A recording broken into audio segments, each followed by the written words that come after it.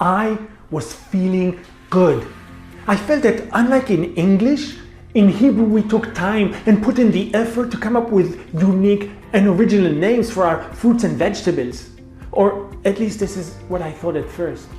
I mean, you can't blame me. Take the berry family, for example. We actually gave a different original name to each. We have Tut for strawberry. Tut. We have Petel for raspberry. Petel. We came up with Uchmaniot for blueberries and with Chamutziot for cranberries. If you thought you heard the word chamutz hiding inside of chamutziot, you were absolutely right. Chamutz means sour in Hebrew. And of course, you have those fruits and vegetables you feel like someone just gave up on naming. I mean, eggplant, really? It's not just an egg-shaped plant. It doesn't even look like an egg. It's a chatzil. Chatzil. And watermelon, seriously. They really thought it's just a green melon filled with water. No, it's an avatiach. Avatiach. However, my shield of arrogance cracked at grapefruit. I was going to say something nasty about this name as well when it occurred to me that if you think about it, grapefruit is actually quite a beautiful name. It refers to the way this fruit grows in clusters, just like grapes. And indeed, in Hebrew, grapefruit is eshkolit. Eshkolit. With the word eshkol, meaning cluster, hidden inside of it. You may already be familiar with the term eshkol anavim, meaning cluster of grapes. Anavim, grapes.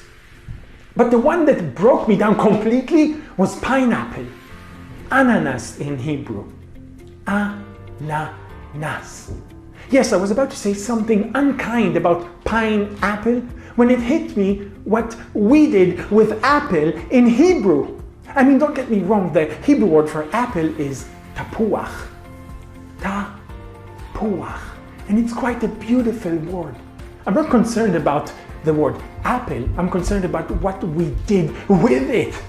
Take potato, for example. I can only imagine someone at a random naming committee staring down at a potato saying, potato is just an apple, but it's on the ground. So let's name it Earth Apple.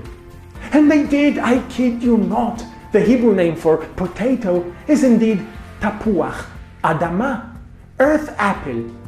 The adama is the Hebrew word for soil, ground, earth. Something you may want to pay attention to here is that in Hebrew, the adjective comes after the noun, not before it. So it's literally apple, earth, tapuach, adama. And if this was not enough, look at what Hebrew did to orange.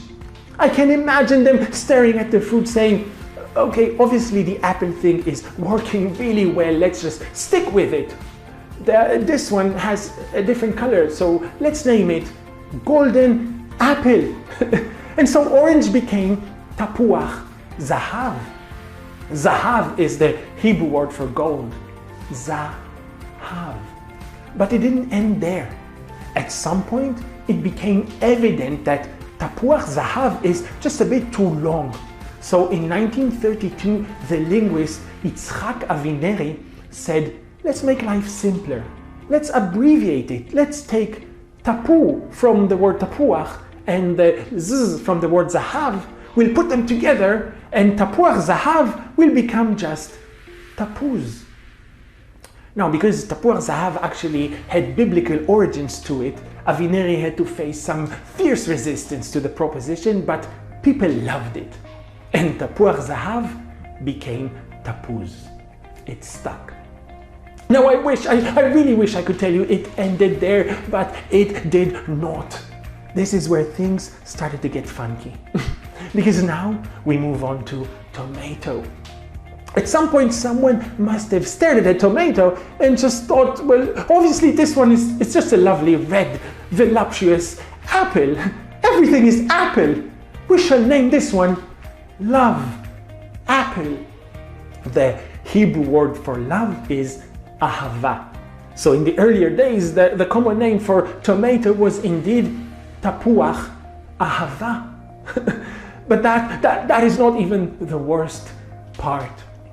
Because they felt that, because tapuach ahava was actually a phrase that was borrowed from other tongues, they should really come up with something original for tomato. And obviously, they had a choice. They could pretty much go with anything other than what they ended up going with. They could call it David for all that matters, and it would have been better. But no, they felt a strong urge to stay with the love theme, which means that our salad will never be context-free again. You see, the word for tomato, the word that finally made it into Hebrew is agvania. Agvania. It stems from the root agav, ein gimel vet, of words that have to do with physical interaction of the sort that doesn't belong in a video about language. Let's just say that the Hebrew word for syphilis is agevet, stemming from the exact same root. I really wish they'd stuck to love apple. And no video about fruits would be complete without the corner Hebrew fruit names that sound the same in English, or at least kind of.